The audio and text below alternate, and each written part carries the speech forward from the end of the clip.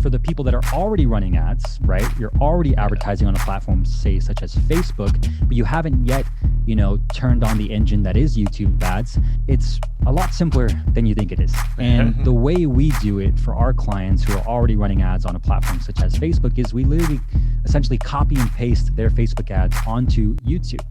You already have a proven ad that's working on Facebook.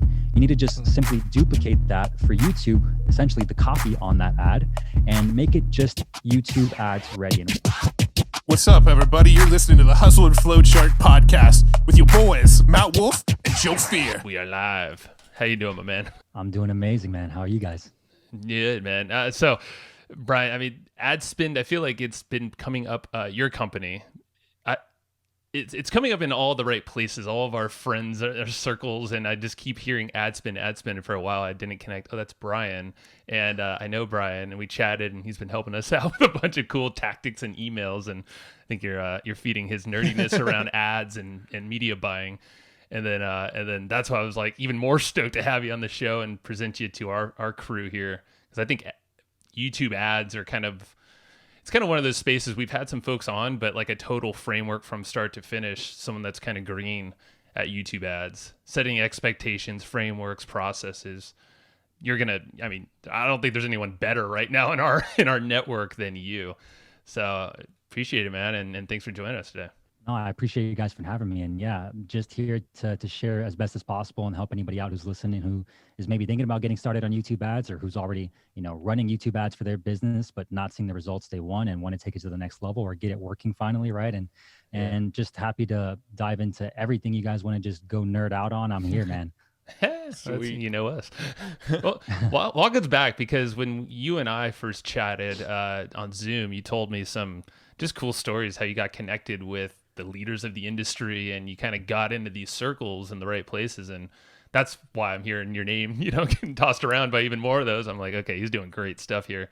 Tell us that journey and how you kind of broke into it. Yeah. So without going too far back, basically when I was, 21 years old, I was basically doing door-to-door sales in California. And I knew I didn't want to do door-to-door sales the rest of my life. But I knew I wanted to build an online business, and I really just didn't see an end goal to make that happen in a door-to-door sales job. So I was basically kind of searching for a way to find a mentor and an opportunity to learn how to build an online business, specifically an advertising agency, because back in college at Arizona State, I stumbled across the show Mad Men, fell in love with the Don Draper lifestyle. And long story short, I needed a mentor, and I realized I needed a mentor, and I ended up creating an opportunity to go work for Dean Graziosi and learn direct response marketing. And what I mean by that is I basically knew he had an office in Scottsdale, which is where, I grew up in Arizona anyways, and I was in California. So I just thought, hey, why don't I just go back to Arizona and make an opportunity to go work for him? Long story short, I emailed his team and they reached out to me the next day, said, hey, it's funny you email us right now. We're actually looking for someone to bring someone on for ads. Can you come out for an interview tomorrow? So I quit my job that day doing door-to-door sales. So I packed up my car that night, drove out the next morning just for the interview with my car packed with everything I had. And I went all in, burned the boats, and I got the job. And I worked for Dean for 3 years and learned direct response marketing, learned how to advertise online, learned how to run YouTube ads in his company. And then I started doing that for other people who, discovered me through Dean's vehicle and asked me to run ads for them, started getting success there. And eventually it just got to a point where, hey, now's my time to fly. And I separated and now have been building adspend.com to be the number one YouTube advertising agency in the direct response marketing world. And so how I got connected with all these guys is just pretty simple. It's pretty crazy, but one person introduced me to the next person, that person introduced me to the next person. I did good jobs there. I most importantly wasn't a weirdo, and was someone that they would love to grab a beer with and could actually depend on and trust me enough to not screw up things with their friends or not be a weirdo to their friends. And so that's how I got connected to guys like Frank, Roland, and all those cool cats that we all are friends with. Right. Very cool. Now, is there a story behind the adspend.com domain name? Because that's a pretty impressive domain name. I can't imagine that was just $10 on Namecheap. It's definitely not $10. And the first time I reached out to the third-party host to get it, the story behind it is pretty funny. So I was doing client work on the side, and I knew my inspiration for the advertising agency was Mad Men. So my initial idea for my company was admin, right? And because someone already had, or admin, and someone already had that domain. So I was like, okay, what could I do here? And then after my subconscious kind of just started thinking about it over like a week or two, finally the word ad spend just stuck with me. And I reached out to a third party host that said they had it at the time. And they were charging me $25,000 for it, which I didn't want to do at all. And I, more importantly, probably couldn't even afford it at that time. And then I was just like, man, this is crazy. I tried to haggle with them. I said, I'll give you 2,500 right now. They said no. The lowest will go 17,500. And I just dropped it. But I dropped it, and I ended up getting the license plate ad spend on my car. And funny enough, a year later, basically right around the time that COVID actually started really shutting down the world. At the time, I was just kind of going by the moniker YouTube Ad Pros, but I reached back out to them because I saw it was still available for sale. And at the time, they said, "Yeah, we'll do it for 10,000." And I was like, "Oh, so now you guys want to negotiate?" And then I was like, "I'll do it for 2,500." And they're like, "No, well, the lowest will go 7,500." And I was like, "Yeah, I'll do 3,000 right now." And then they're like, back and forth. 5,000 right now. Here's a 48-hour link. You can buy it. You don't have to buy it, but it's going to expire in 48 hours. And I was like, 5,000. Yeah, that's worth it. And I bought it, and adspend.com was mine. So I got it on sale, boys. Nice. I love that story, man. Not to mention from 25,000 down to 5,000. That's a pretty deep discount there. Yeah, and I think that obviously that investment's going to grow a ton, obviously, with the advertising agency. But yeah, I'm just crazy. I had the license plate, now I have the domain, now it's the company name, and yeah, it's just crazy wild stories.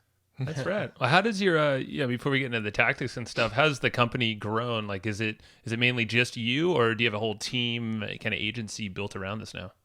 Yeah, great question. So at the first beginning stages of it, it was obviously just me. I was, basically a high-paid freelancer doing everything by myself. And, that was good for a little bit until I realized, what's the end goal here for me, right? Do I really want to just be a high-paid freelancer the rest of my life, making a high-paying income and, having the freedom to do that on my time and my schedule? But at the end of the day, I knew that my end goal is always to be a leader and to be someone in a position to help other people. And I always wanted to be the actual, business owner, the leader of a company, and to build an organization where it was my family, right? My team. And so long story short, we've grown significantly where I now have, 2 full-time team members in-house and a few virtual assistants across the world.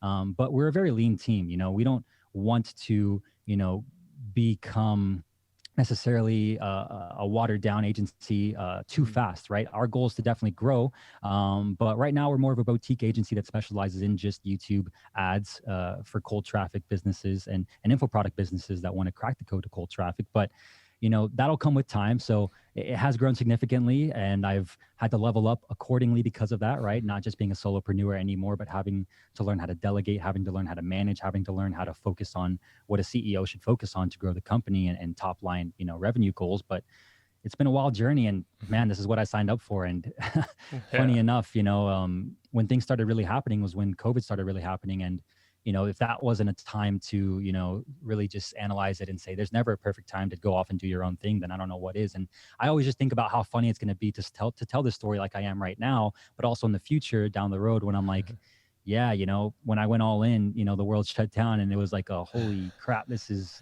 real now, Yeah, there's no going back. But if you can get through a pandemic, I mean, like if you're pandemic proof and you're crushing it, I think that. Pandemic proof. Damn right, man. You got to make it feel good about that going all in, Yeah.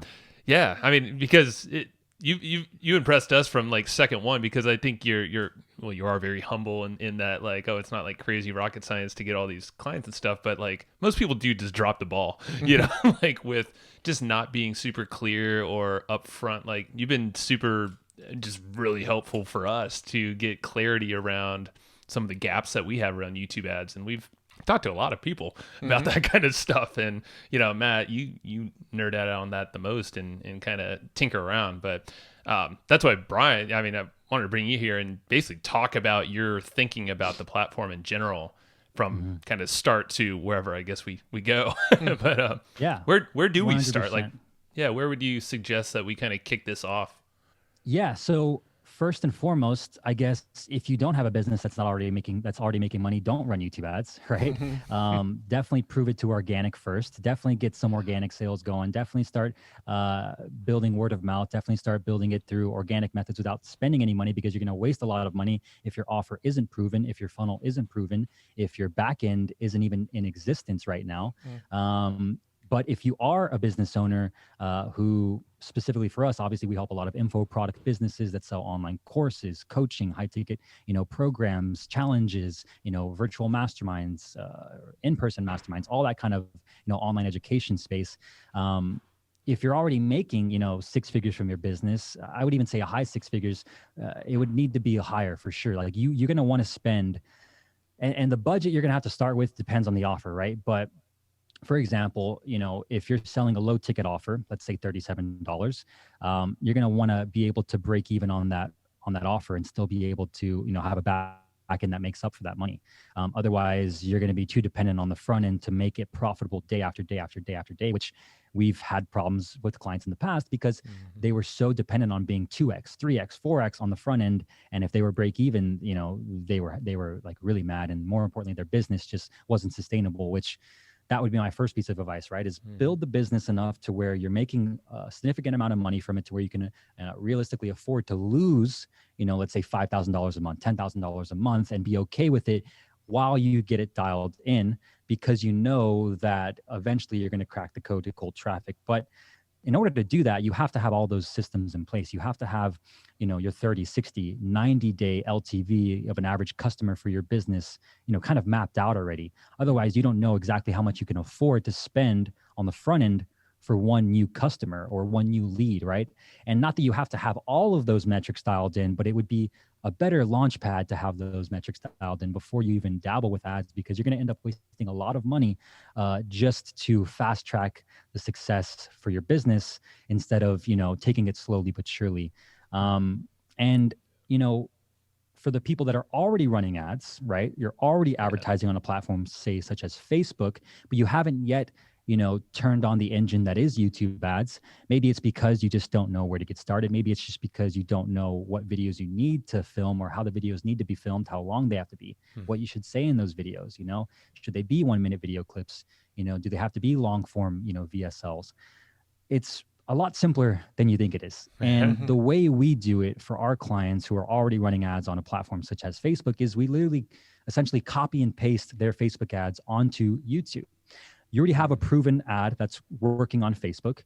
You need to just simply duplicate that for YouTube, essentially the copy on that ad, and make it just YouTube ads ready. And what I mean by that is you need to make a video that's at least 2 to 3 minutes in length. It can't be 1 minute. It just doesn't get the message out clear enough in less than a minute. It has to be 2 minutes in length. And in that 2 minutes, you need to do 3 things. You need to hook the viewer, who's your ideal viewer. And in the hook, there's already 3 segments we could break down. The hook needs to include 3 elements, which is calling out your specific ideal customer, right? So if you're selling health and fitness supplements to men who are over 40 who want to increase their testosterone, you're not going to tell them in the first 5 seconds, hey, if you're a woman who wants to increase your testosterone, you got to be specific about who you want to go after.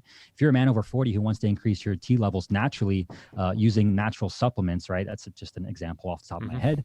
But you need to call out that specific person. You need to give them a benefit or ask them a question that gets them thinking to hook them, or promise an end result that they want in the back of their head that their subconscious mind has been thinking about, and then hook them enough to get them to continue watching for at least another 25 seconds. That way, in the next 25 seconds, within the first 30 seconds of your YouTube ad, you do enough to qualify and disqualify everybody who's not your target demographic, and make sure that if they're not a part of your target demographic, they don't continue watching after 30 seconds and they don't click, because that's when you get charged. So within the first 30 seconds, if you can do those things, you're going to have a lot of you're going to save a lot of money on unwasted ad spend, and then you have the next minute or a minute and a half to give them exactly what you have to offer, share them your story, which is the second piece. So it's hook, story, right? And this is not new. Russell talks about hook, story, offer. Dean talks about hook, story, close. It's the model's simple: hook, story, offer, hook, story, close. It's the same 1,000 ways to skin a cat, but that model works because then you go into who you are, why they should trust you, what you have to offer. Then of course, what they need to do next, which is for YouTube ads, is click the blue button on or below this video, and you'll be taken to a page that looks like this. And then you can show a little B-roll of the page they're going to be taken to, so they're not skeptical about what exactly happens next. You show them the customer journey, and then you obviously go in there and add some ethical urgency and scarcity. Don't just lie to people and say it's going away or it's limited seats and stuff, which people do, and everyone has their own way of doing things, but we like to make sure we're as ethical as possible, and we add ethical urgency and scarcity, and then just tell them to click. And if you have a good offer and if you have a good message within that video script, you're gonna have a much better time cracking the code to cold traffic on YouTube ads. Now, that's the YouTube ads script process, but there's another layer of that. But before I kind of go into that, obviously I want to answer your questions. I know I kind of just went on a long tangent there. That was epic, because I think that's probably the best starting point in thinking behind YouTube ads is catch them in the very beginning, but really, call them out, but disqualify. I think that's the biggest piece that most people aren't thinking of, is you don't need to get everybody pushing through your ads, but if you have that 30-second span of time, make the most of it, and don't allow people to go past, ideally, let them hit the skip button, I think is what pops up, if it's not relevant. Yeah. Now with these creatives, so just kind of, I'm going to probably get into the weeds on a few things that you bring up, just because that's the way my brain works. But so on these videos, when you're making these creatives, like what do these look like? Are you doing slides? Is it a face to camera? Are you screen capture tutorials? Like what do the creatives look like when you make them? Like, I understand the flow to them, but what's the visuals? Yeah, great question. So I'll give you a few examples, right? When we worked with Frank Kern, he flipped on his iPhone, turned it horizontally, and just started free flowing. Now, not everybody's Frank Kern. Frank Kern's been doing this for 30 plus years. He can go free flow and pitch anything and it'll convert because he's had 30 years in direct response marketing, and he's been one of the best sales copywriters in the world, right? Or copywriters in the world. But that works, right? So, and same with Dean. When I worked with Dean, some of the best ads he did were just on his iPhone in his backyard, walking around and just going off the dome. And all I would have to do was give him a few bullet points to talk about, give him a few ideas and topics and hooks, and he would just riff the rest. Not everybody's like that, right? People want the exact, tell me what to say, how do I say it, or how do I make it? What does it have to look like? And I understand that too. So there's that method where it's hey, you can just go as simple as on your iPhone and go off the dome, follow that hook, story, close, hook, story, offer method. And if you're good on camera and if you have a solid understanding of those, things we just talked about with the script, you can do pretty well. But we've also seen the no face, no personality, and it's just a man or a woman recording a voiceover on top of a slide deck, right? A presentation on something like Google Slides with, just white background and black text. And that actually converts because it gets your eyes intrigued on the text and the words they're hearing as you're reading them, and they're following along the story. And we found that actually works really well in the dating industry and relationship industry specifically. And we also have found that in the make money online industry, that works as well. So you can just go as far as a voiceover and write your script out completely and just record it over a Google slide deck. That works as well, as long as you have those elements in there. And the key is the elements, the hook, the story, the offer, the first 30 seconds, the first 5 seconds of that first 30 seconds.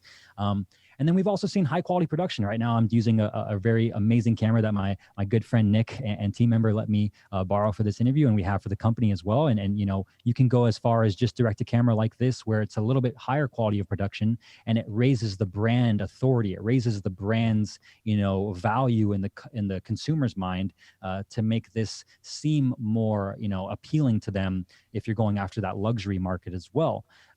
Because sometimes the selfie style seems a little bit too cheap in a way, depending if you're someone who's supposed to be selling this high quality thing too.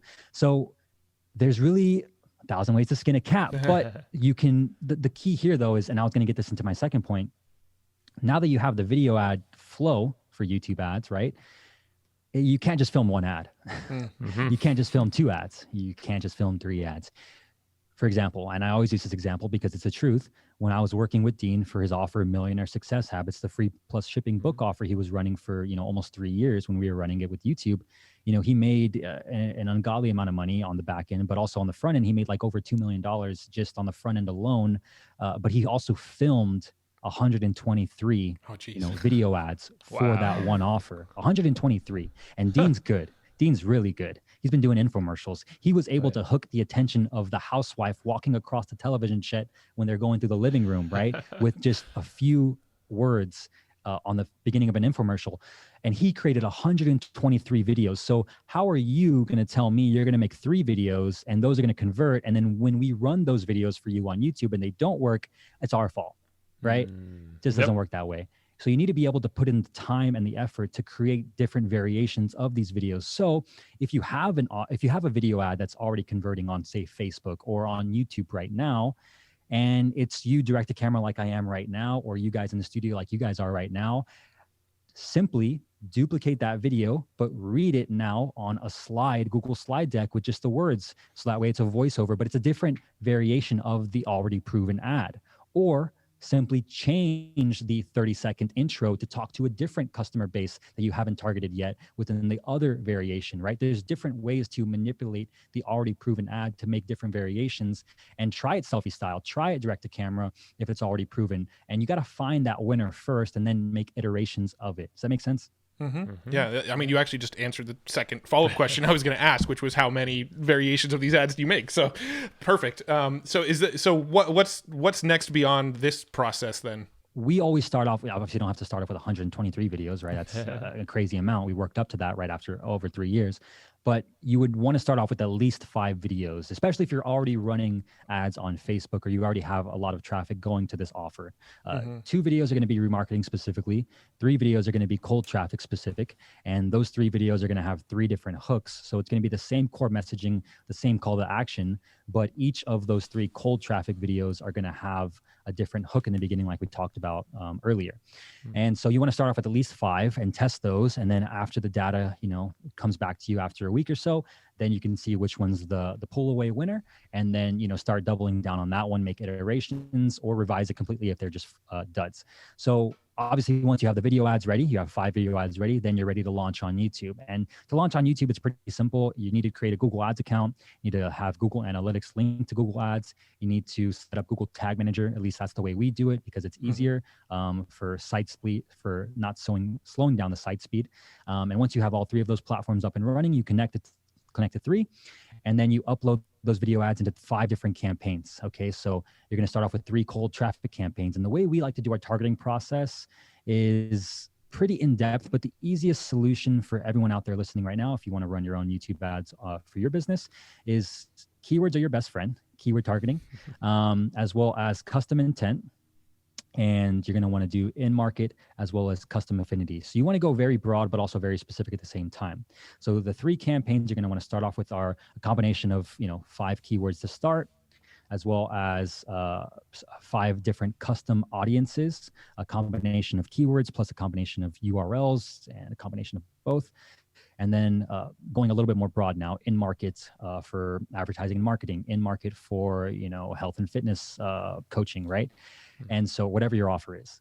And then the other 2 campaigns, especially if you're already running traffic online, is remarketing. So, remarketing to website visitors, remarketing to order page visitors, 7-day lists, right? Remarketing to webinar room viewers who haven't converted to your offer. And you can even go as far as creating a Google search campaign as well within the Google Ads dashboard to take up the real estate and, bulletproof your brand by bidding on your own name, your own brand, your own company, or your own product name. And yeah, you just get those videos uploaded, you get those campaigns created, you start targeting those audiences, and you have a pretty easy time getting data pretty quickly.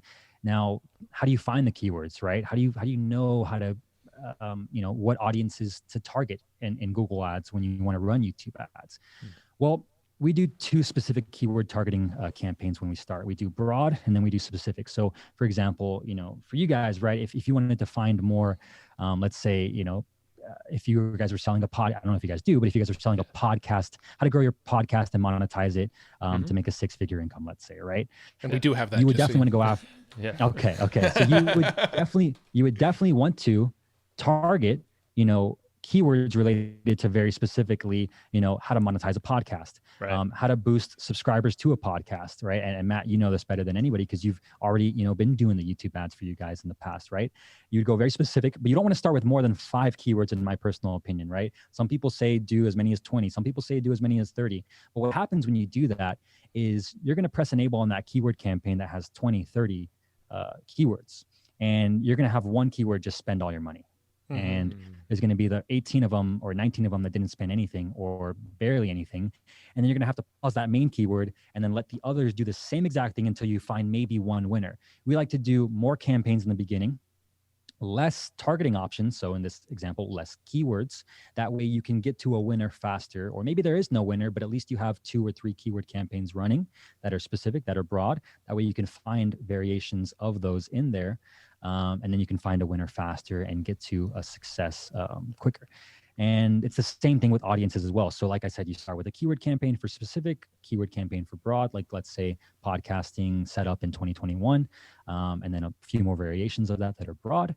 And then you also have the in-market audience campaign, right? And you just start off with 5 audiences in the market for, I'm not even sure, but let's say podcast services, right? In the market for technology, for podcast hosting, right? Things like that. And you do the same thing as the keywords. You let that run and you find one that's a winner. Because there's only 5, you'll get to success a lot quicker, or maybe no success, but at least you'll be able to find a winner or no winner faster than having a totally stuffed campaign with 20 to 30 keywords or audiences that you're targeting. And you want to, so what we do, and I'm just giving you guys everything right now, what we do is we start off when we launch any new campaigns or any new account or campaigns, we start off with max conversions bidding strategy.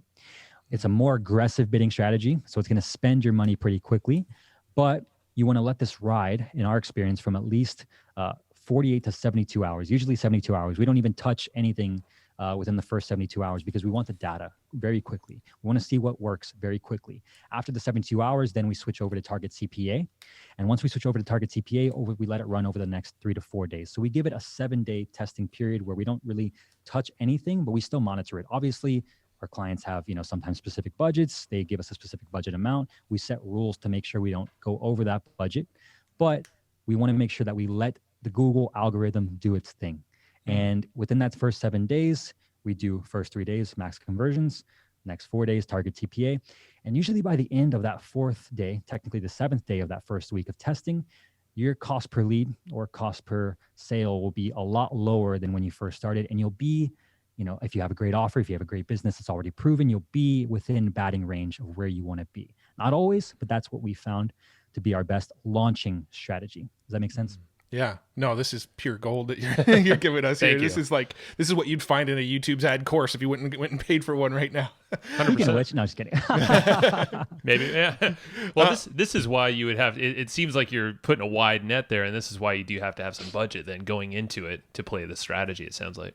100%. Yeah. So that's kind of why I wanted to pre-frame this from the very beginning of like, look, you're going to have to let the algorithm do its thing. You're going to have to give it the broadness, but also the specificness and the targeting to make sure you're, layering the YouTube world with your ads in the right places, but also maybe the wrong places to see where your audience is hanging out exactly. And then once you actually do that 7-day process, you'll see which keyword worked. Maybe you found a keyword that's a winner of, let's say, podcasting in 2021, just for some reason hits, right? Mm-hmm. And then there's a strategy that like most people don't even talk about here that I've actually discovered when I was working with Dean, where, for example, when I was with him, one of the best keywords for him was, law of attraction.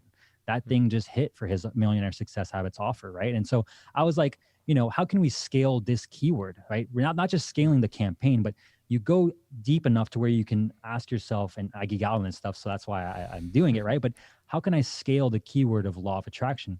I go to Dean and I say, hey, Dean, I need you to film a video specifically with the hook in the first 5 seconds saying the law of attraction keyword. So he makes a video saying, the law of attraction, does it really work? So anybody who's watching a video related to the law of attraction, or anybody who's recently watched a video related to the law of attraction, is immediately going to be like, Well, yeah, does it? Right. Yep. And now they're in. Now they're watching at least for another few seconds. So you can go that specific as well, but you have to give, like your point, Joe, you have to give the budget enough to be able to find those, to be able to even get to that point where you can scale just that specific keyword.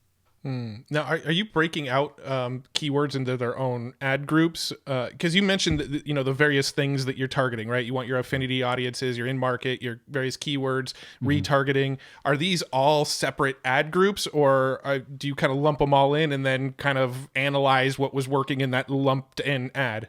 Yeah, great question. So I kind of skipped over that part, but the campaign structure looks like this. We call it the 3-1s method. Okay, the 3-1s method is one campaign, one ad group, one targeting. Okay. Now you can also go as specific as the 4-1s method, which is one campaign, one ad group, one targeting, one ad.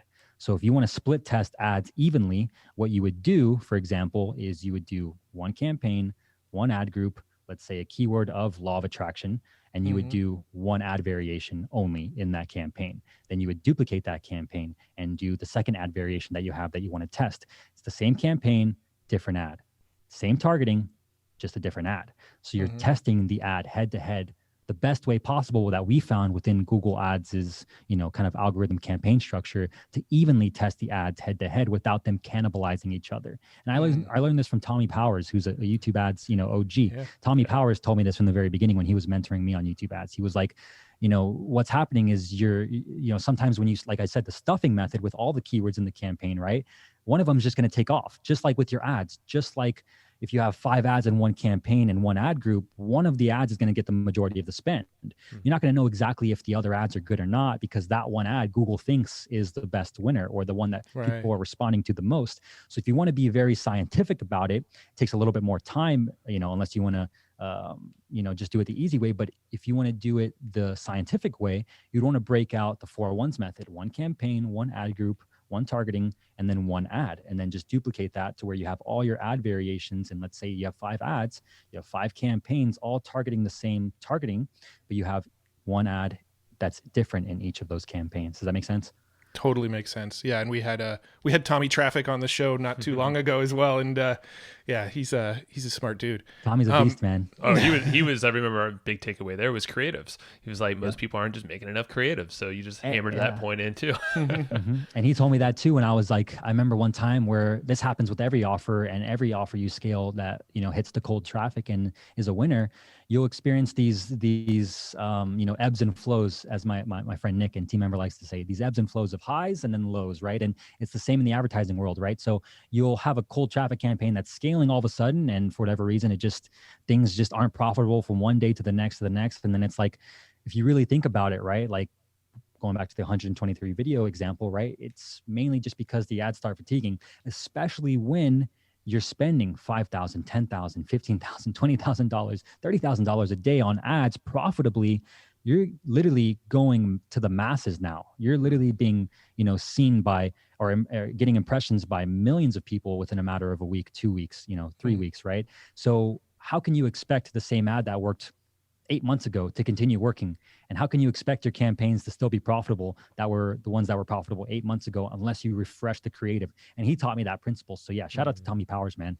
He's spot on there. And unless you're going to be able to be willing to film new creatives with new hooks and new angles to pitch your offer and, give them a new look at why they should get it, maybe it's going to be hard. It's going to be hard. Yeah. Now, I think so far, this whole conversation, we've really focused on in-stream ads, right? So like all the process that you've mapped out has been the in-stream ads. And when it comes to YouTube, there's really kind of 2 types of ads that people seem to talk about. You got the in-stream ads, which are the ones when somebody, turns on a YouTube video and after 5 seconds, it gives them the ability to skip it. And, everybody's seen those ads. And then you've got what's called discovery ads, which are essentially YouTube's search engine. When somebody searches, you're trying to be the ad that shows up at the top, similar to Google search, but in YouTube. Do you do a lot with the discovery ad side of things, or are you mostly focused on in-stream with your clients? Yeah. So the first thing we solve for our clients is the in-stream ads, because those are the ones that are best for conversions. Okay. And we don't even touch video discovery until we crack the code to cold traffic with in-stream ads. Where video discovery does come to play is when that code has been cracked and they're already profitable on the front end, or their offer is profitable, however their business model is set up to be on the back end or whatever. Once that happens with YouTube ads, then we start, implementing our, remarketing and basically, branding process, which is basically we start doing video discovery ads for keywords related to anybody searching them online that have maybe seen their ads, or, searching for topics around the videos or offers that they sell. So we'll make video discovery ads from their organic videos and run them as ads, and we'll blanket YouTube by targeting their brand keywords, their company keywords, their brand name, their personal name. And that way it adds a layer of basically brand protection from anybody who's going to be searching for their name. Their video is going to pop up to the very top of the search results that we want them to see, leading them down a very specific, customer journey that, we map out with our clients. So we do, but we only do it once the in-stream ads has been cracked to cold traffic with YouTube ads, because video discovery ads can be very good, but they're also not, they're not cheap as most people kind of sell them to be, which I've seen before. They're saying like, to grow your subscribers on YouTube, just run video discovery ads. Like it's so easy. Okay. Yeah. Until you spend, 20 cents per view, and then you pay, $10 per new subscriber. Like, don't lie to people, guy. Like it doesn't work that easy, right? Like it's going to cost you money. So why would we, and I'm just speaking for myself, like why would we spend that money for our clients when it's going to cost them more money, unless we've already been making money and we have enough money to then diversify over to video discovery and invest in just growing their organic presence on YouTube, or growing their subscriber base by reaching new people and essentially targeting keywords related to their competitors. So our video pops up to the very top of the search results. That makes. How about on the? I'm thinking about the call to actions on the in-stream side of things. Are there? What are some offer types? Some CTAs that you like to go to. I know you had the free plus shipping offer with Dean. Are there some other offers that you see work well? Yeah. So to be specific about like the actual, you mean like the headline and the call to action on the actual more ad, so, or like the more video? so what you're driving traffic to from a YouTube ad. Oh, you mean so like the actual landing page? Yes. Yeah. So the call to action, and then where are you taking them to? So from YouTube? maybe like, people might be trying to drive YouTube ads straight to a sales page versus a, free lead magnet versus a free plus shipping offer. Like, what sort of variations have you seen work well specifically from YouTube ads?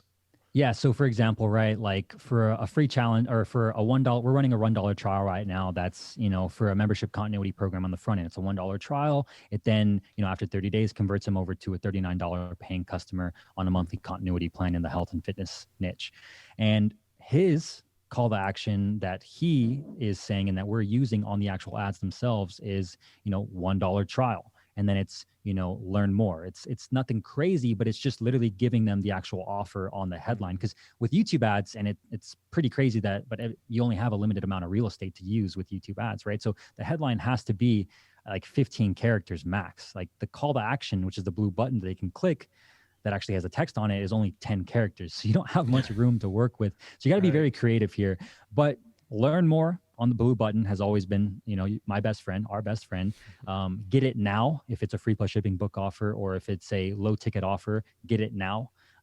Or let's say it's a webinar where you have to, enroll or register or save a seat to actually watch or opt in. We do save seat, or we do watch now.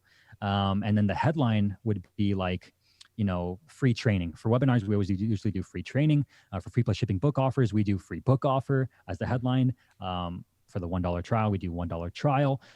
On the actual video messaging though, we have them do a number of call to actions in the actual video, but the messaging has to be the same as, what they're seeing on the landing page. Because when they go over it, if it's two different call to actions, it's not going to make sense. And if the offer is different than what they're saying on the video, so you have to be congruent every step of the way through the funnel, right? So you want to make sure that and this is why it's a lot easier, in my personal opinion, to get started with YouTube ads than most people make it out to be, because you already have your copy for your videos done. It's on your sales page, right? Yeah. And you just literally replicate that over to your videos, and you just make the messaging similar, the call to action similar to what's already on the landing page. So the customer journey is very easy. It flows and it's not incongruent. So I hope that answers your question. Yeah, no, it's perfect, because that's kind of that next step. A lot of folks don't think about, okay, what is the next step from YouTube? Yeah. Well, just to go deeper on that specific question, do you find that it's better to drive people to more of a lead capture versus go straight for the sale? Because when I see like a free plus shipping, yes, there is a cost, right? You might pay $6-10 for it, but it's still a lead play, right? It's just you're getting a little bit higher value leads than a free lead. So do you find that driving from YouTube ads to a lead capture, people get better results than going straight for the sale off of a video? Well, for webinars, for sure, right? Because they have to opt in and they have to watch the webinar. But as far as like free lead magnets with YouTube ads, unless the funnel is so dialed in to where you know you can afford to pay $8, $7 per lead, and out of those many leads, and your email sequence is so on point that after 7 days, 10% of people are going to buy your $997 course, it'll be pretty hard to make those numbers work with the free lead magnet on the front end. That's why you usually see people going very high ticket on YouTube. But we've also, dispelled that myth as well. And we've ran as low as, $1 trial offers, or free plus shipping offers, or $37 info product workout program offers. And, even as high as $297, course sales to just a VSL sales page for a $297 course in the photography niche. And we've cracked that to cold traffic too.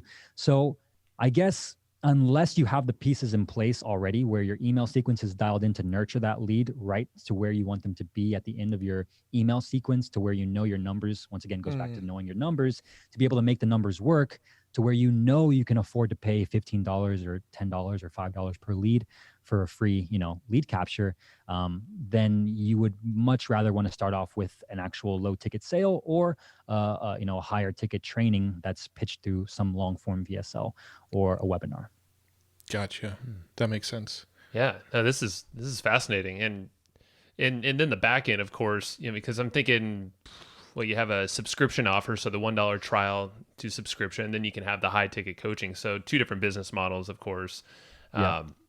And I guess it depends on the very front end. Yeah. And like you said, you're just basically trying to break even, it sounds like, with that front end offer as much as possible. Yeah. And then the back end is really going to serve and make it most profitable. Yeah, exactly. And I think that's where most people get it.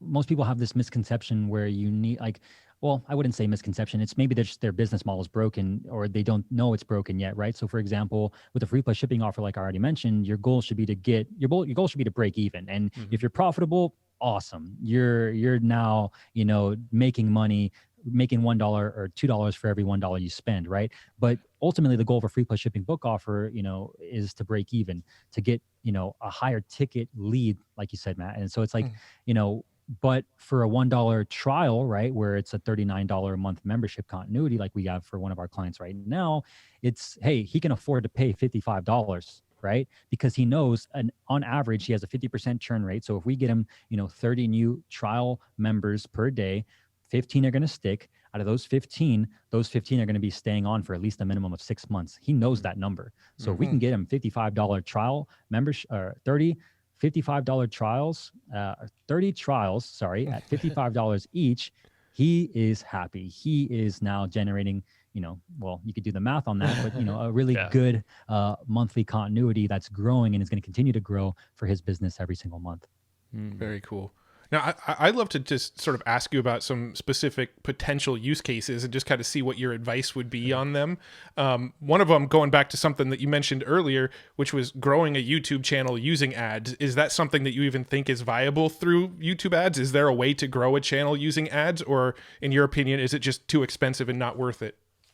Yeah, great question. So this is a very, very common question, a very hot topic too, right? And, I'll be completely honest with you guys, I have had little success growing a YouTube channel with video ads on YouTube, with discovery ads, with in-stream ads. For example, if I remember correctly, like when we were, scaling, I always use Dean as an example, but even for, okay, so the same person that's running that $1 trial, he has an already popular YouTube channel. He has 500,000 YouTube subscribers. Okay, so he already had his organic presence, dialed in, and we started running video discovery ads for him, and we were getting a new subscriber for, on average, $1.80. So that's, a brand new subscriber, an average of $1.80 cost per subscriber, and but how do you measure that though, right? So for him, he didn't really know exactly how much that subscriber was worth to his business. So until you have those metrics, to measure that, it's going to be hard for you to really work out the kinks of how much you need to spend to get $1 or to get one new subscriber, right?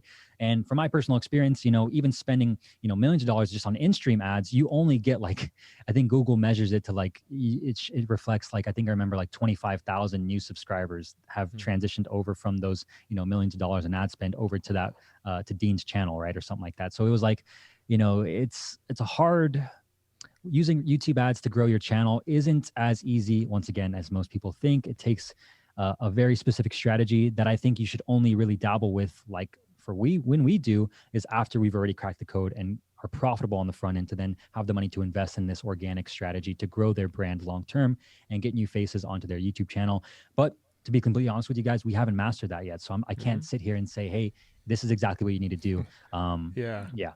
Well, I would imagine too that subscribers could essentially be a byproduct of just running ads to whatever your offer is. I remember when we were doing a lot with Facebook ads, and we had we still do. We have a fan page. We run Facebook ads off the back of that fan page. Our Facebook ads are designed to drive people to offers, to lead magnets, to podcast episodes, things like that.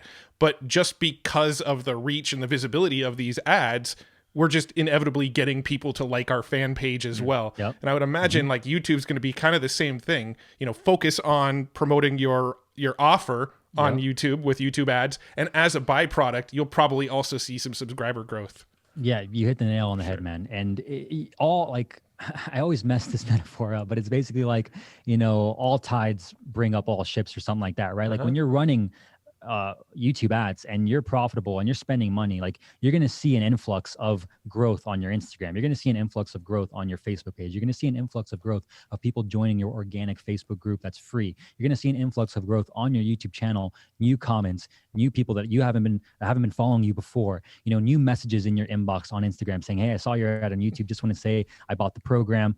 You're going to, and one thing too, that's also a really good byproduct of running YouTube ads is literally because of that 30-second window that you don't pay for someone who doesn't watch more than 30 seconds or doesn't click on your ad, you literally have free impressions to spam. Well, I don't want to say spam, to literally get in front of anybody that's in your target audience, and they're going to know your name. They're going to know exactly who you are. And if you can do a good job on the video creative side of things, right, you can have enough creatives to refresh them and at least say, hey, I'm not in the market for this guy, but at least I know his name. So you're going to become a household name or a celebrity within your marketplace as a result of YouTube ads, which I haven't really seen to be the case for running ads on Facebook. But with the YouTube ads, you're going to get these thousands of free impressions and you're going to become a go-to solution or the go-to solution in your niche and your marketplace because of those free impressions.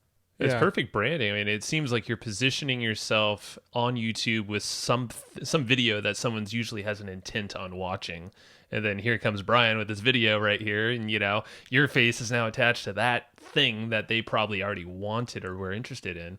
So it could be a branding play, even if they're not the perfect target market. Well, even if you just look at what Ty Lopez did, right? Like Ty Lopez had his Here in My Garage video, and I don't know what kind of budget he put behind that, but there was a month-long period where that was the only ad I ever saw on YouTube, but now everybody knows who Ty Lopez is.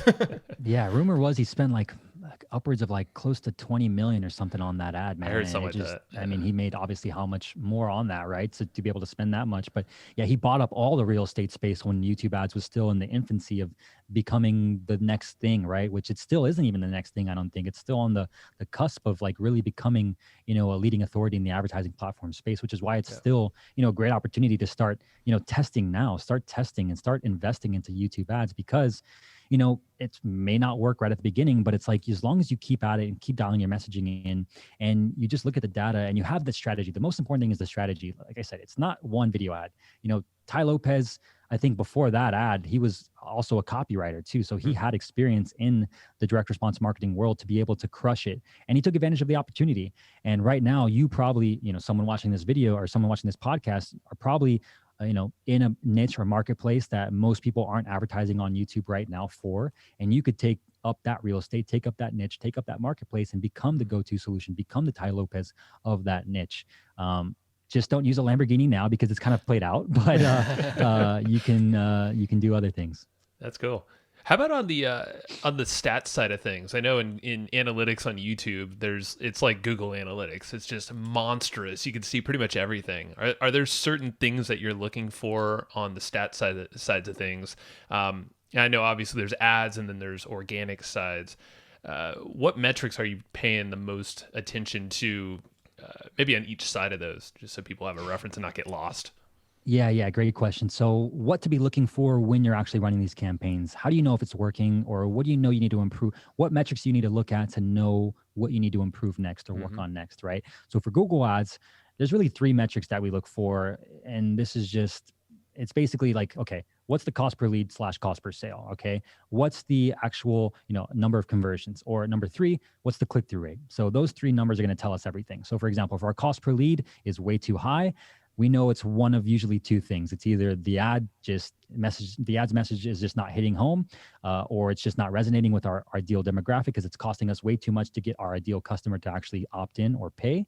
And we usually work on that. Or if the cost per lead is really low, but the cost per conversion is very high, it's the landing page. The landing page needs work. When they go to the page, the messaging is off somewhere to where they're just not converting. So, basically, once again, to recap, if the cost per lead is really high, but the click-through rate, is really high, it's just the messaging is not good. So, but if the cost per lead is very low, right, then the conversion value for that lead is just really high. You need to work on the actual landing page messaging, because at the end of the day, right, you could look at click-through rates, and a good click-through rate from us and from video ads on YouTube and YouTube ads is anything above 1.25%. Okay, that should be base standard. You should work to be able to get a click-through rate of 1.25%.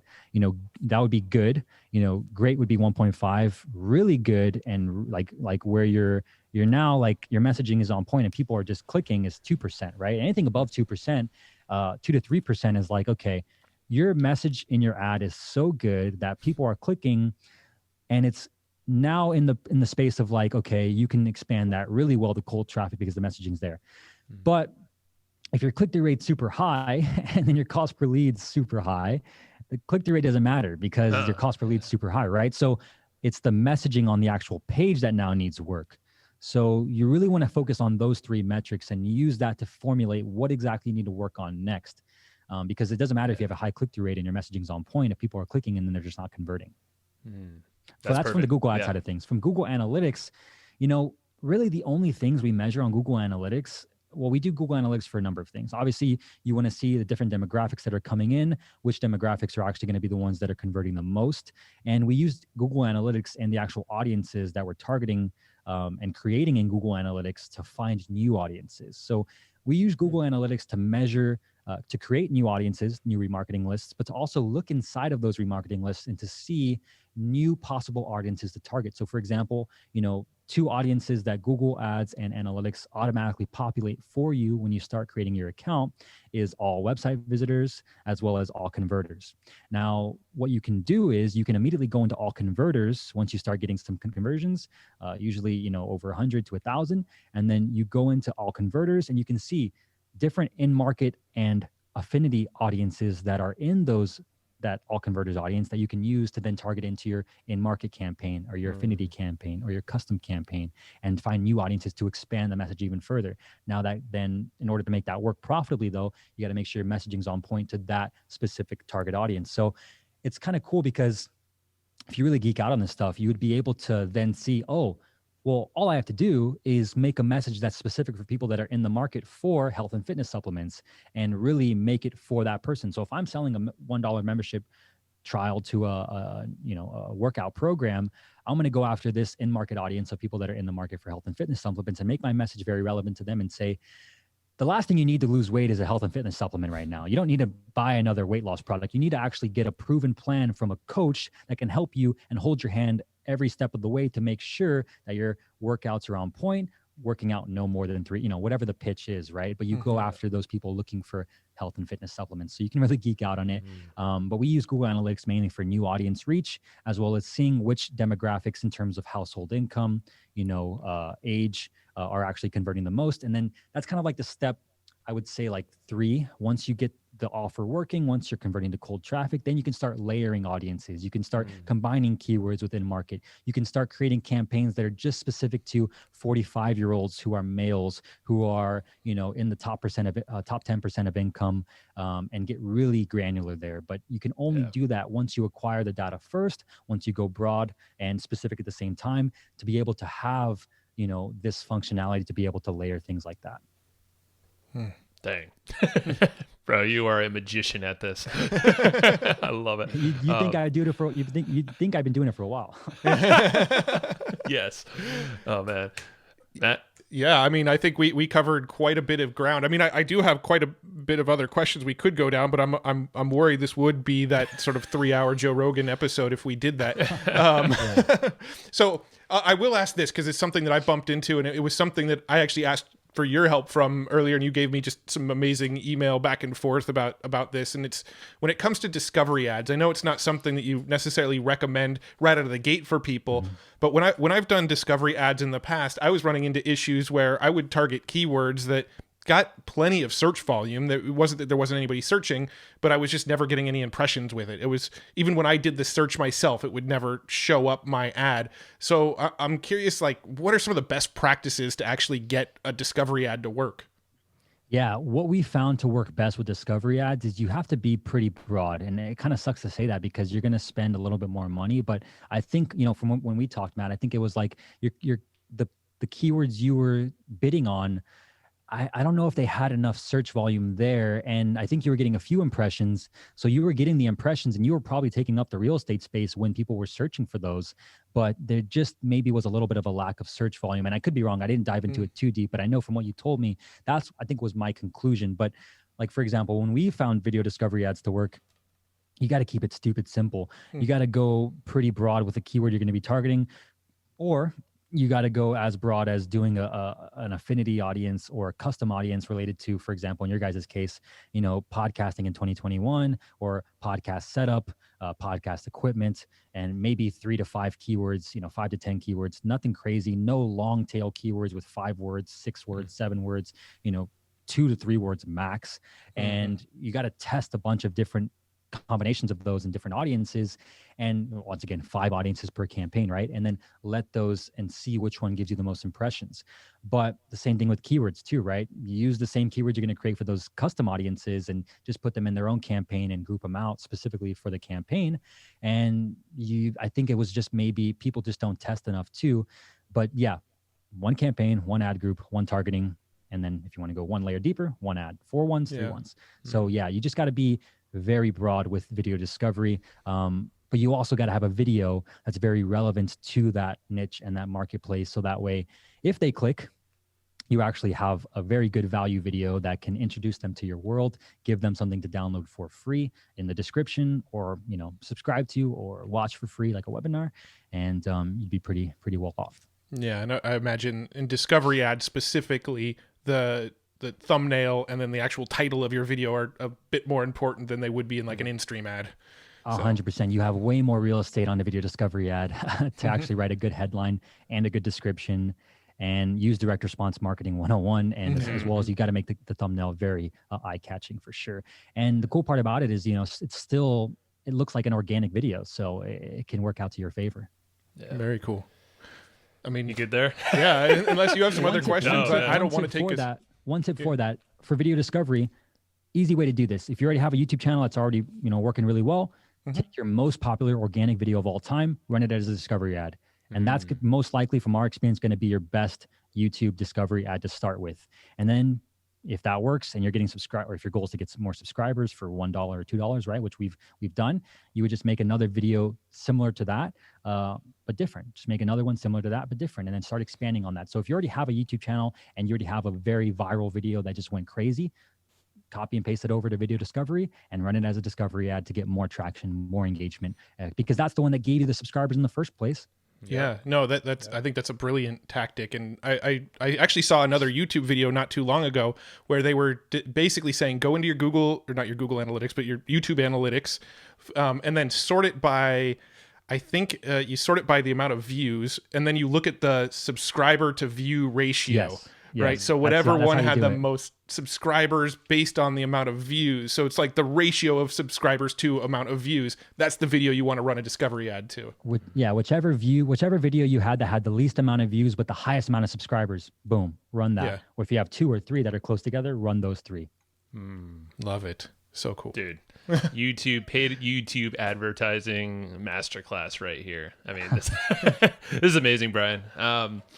Adspin.com. I just want to direct folks to you because you're obviously, you are so damn knowledgeable. And Tommy hooked you up. Dean, I mean, I'm so happy that you're in the mix of all this stuff. And so if folks want to go reach out to you, is that the best place? Adspin.com? Yeah, adspin.com. You guys can find us, who we've worked with. And if you guys want any help with your things, just reach out to me. We'd be happy to chat. Right, sweet. Man. Thank you so much for being so open and just transparent with all this stuff. Thank you guys for letting me just share, man. Yeah, happy to add value any way I can. Awesome, man. Have a good one. Thank you. All right, take care, guys.